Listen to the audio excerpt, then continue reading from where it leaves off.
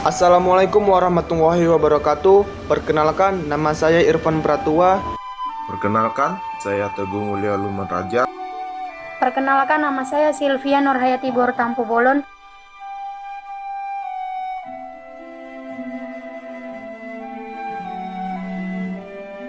Di kelompok 4 ini kami membahas mengenai pandangan filsafat Pancasila tentang manusia, masyarakat, pendidikan, dan nilai, serta sistem pendidikan nasional. Di sini saya sebagai pemateri pertama. Langsung saja kita masuk ke pemateri pertama. Materi pertama yaitu pandangan filsafat Pancasila tentang manusia.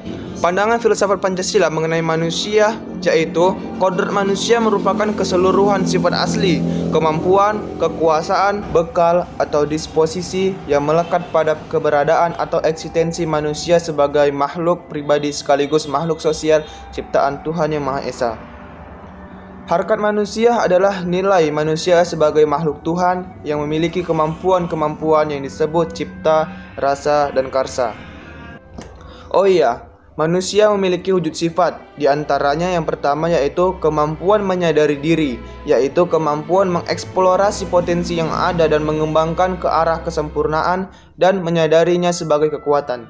Kemudian, kemampuan bereksistensi, yaitu manusia bersifat aktif dan manusia dapat menjadi manajer terhadap lingkungannya. Kemudian yang ketiga, moral atau etika, yaitu kemampuan bersikap mengenai sopan santun. Kemudian, kemampuan bertanggung jawab. Kemudian, rasa kebebasan atau kemerdekaan. Kemudian, materi yang kedua yaitu pandangan filsafat Pancasila tentang masyarakat. Nilai yang terkandung dalam Pancasila. Nilai-nilai itulah sebagai ciri kepribadian masyarakat bangsa dan negara Indonesia. Rakyat Indonesia adalah keseluruhan jumlah semua orang warga dalam lingkungan negara Indonesia. Hakikat rakyat Indonesia adalah pilar negara yang berdaulat. Segala sesuatu yang merupakan hak dalam hubungan hidup kemanusiaan yang mencakup hubungan antar negara dengan warga negara, hubungan negara dengan negara, dan hubungan antar sesama warga negara yang dinamakan adil. Perkenalkan, saya Teguh Mulia Luman Raja. Saya pemateri kedua dari kelompok 4. Di sini saya akan melanjutkan pembahasan materi saya tentang pandangan filsafat Pancasila tentang pendidikan dan pandangan filsafat Pancasila tentang nilai. Langsung saja. Pendidikan adalah usaha sadar dan terencana untuk mewujudkan suasana belajar dan proses pembelajaran agar peserta didik secara aktif mengembangkan potensi dirinya untuk memiliki kekuatan spiritual keagamaan, pengendalian diri, kepribadian, kecerdasan, akhlak mulia, serta keterampilan yang diperlukan dirinya, masyarakat, bangsa, dan negara.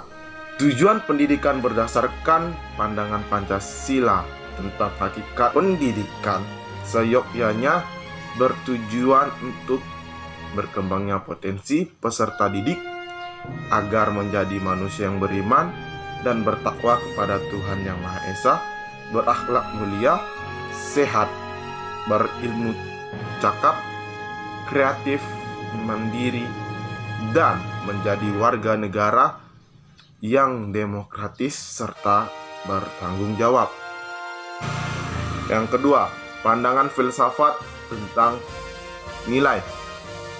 Menurut Kailan tahun 2000 dalam Surajio 2008-161 menjelaskan bahwa Pancasila merupakan satu kesatuan.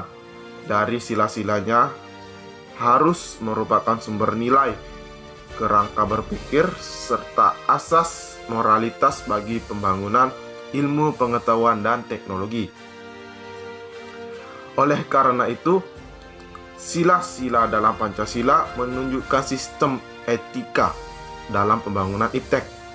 Sila ini mengandung bahwa manusia Indonesia harus menjaga keseimbangan keadilan dalam hubungannya dengan dirinya sendiri, manusia dengan Tuhan, manusia dengan manusia yang lain, manusia dengan masyarakat, bangsa, dan negara, serta manusia dengan alam lingkungannya.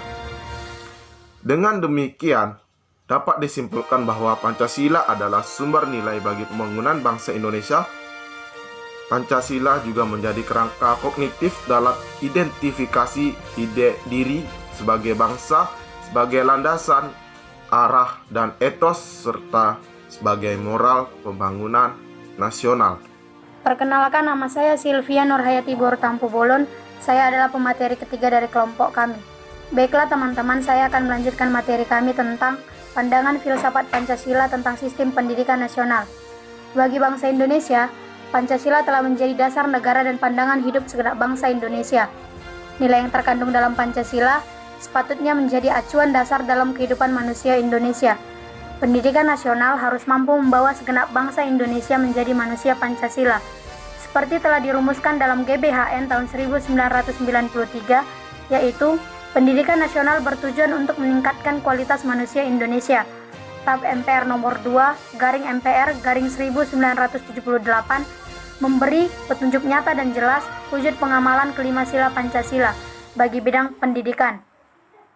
Hal ini sangat penting karena akan terdapat kepastian nilai yang menjadi pedoman dalam pelaksanaan pendidikan. Petunjuk pengamalan tersebut dapat pula disebut sebagai 36 butir nilai-nilai Pancasila sebagai berikut. Sila pertama, ketuhanan yang Maha Esa. A. Percaya dan takwa kepada Tuhan yang Maha Esa sesuai dengan agama dan kepercayaannya masing-masing. B. Hormat menghormati dan bekerja sama antara pemeluk agama dan pemeluk-pemeluk agama lainnya. C. Saling menghormati kebebasan menjalankan ibadah. D. Tidak memaksakan sesuatu agama kepada agama lain. 2. Sila kemanusiaan yang adil dan beradab. A. Mengakui persamaan derajat, persamaan hak, persamaan kewajiban antara sesama manusia. B. Saling mencintai sesama manusia. C. Mengembangkan sikap tenggang rasa. D. Tidak semena-mena terhadap orang lain. E. Menjunjung tinggi nilai kemanusiaan. F. Gemar melakukan kegiatan manusia. G. Berani membela kebenaran dan keadilan. H. Bangsa Indonesia merasakan dirinya sebagai bagian dari seluruh umat manusia. Ketiga, sila persatuan Indonesia. A. Menempatkan persatuan, kesatuan, kepentingan, dan keselamatan bangsa Indonesia di atas kepentingan pribadi atau golongan. B. Rela berkorban untuk kepentingan bangsa dan negara. C. Cinta tanah air dan bangsa. D. Bangga sebagai bangsa Indonesia dan bertanah air Indonesia. E. Memajukan pergaulan demi persatuan dan kesatuan bangsa yang berbineka tunggal ika. 4. Kerakyatan yang dipimpin oleh hikmat kebijaksanaan dalam permusyawaratan perwakilan. A. Mengutamakan kepentingan negara dan masyarakat. B. Tidak memaksakan kehendak kepada orang lain. C. Mengutamakan musyawarah dalam mengambil keputusan untuk kepentingan bersama. D. Musyawarah untuk mencapai mufakat diliputi oleh semangat kekeluargaan. E. Dengan iktikat baik dan rasa tanggung jawab menerima dan dalam mengambil keputusan untuk kepentingan bersama. D. Musyawarah untuk mencapai mufakat diliputi oleh semangat kekeluargaan. E. Dengan iktikat baik dan rasa tanggung jawab menerima dan melaksanakan hasil keputusan. F. Musyawarah dilakukan dengan akal sehat dan sesuai dengan hati nurani yang luhur. G. Keputusan yang diambil harus dapat dipertanggungjawabkan secara moral pada Tuhan yang Maha Esa. Sila yang kelima, keadilan sosial bagi seluruh rakyat Indonesia. A. Mengembangkan perbuatan-perbuatan yang luhur yang mencerminkan sikap dari suasana kekeluargaan dan bergotong royong. B. Bersikap real. C. Menjaga keseimbangan antara hak dan kewajiban. D. Menghormati hak-hak orang lain. E. Suka memberi pertolongan kepada orang lain. F. Menjauhi sikap pemerasan kepada orang lain. G. Tidak bersikap boros. H. Tidak bergaya hidup mewah. I. Tidak melakukan perbuatan yang merugikan kepentingan umum. J. Suka bekerja keras. K. Menghargai hasil karya orang lain. L. Bersama-sama berusaha mewujudkan kemajuan yang merata dan berkeadilan sosial. Pendidikan adalah upaya manusia untuk memanusiakan manusia. Manusia pada hakikatnya adalah makhluk Tuhan yang paling tinggi derajatnya dibanding dengan makhluk ciptaan lainnya. Manusia sebagai makhluk sosial terikat oleh suatu sistem sosial dengan segala komponennya seperti peranata sosial, tatanan hidup, dan kemasyarakatan. Sekianlah presentasi kami. Sekian dan terima kasih.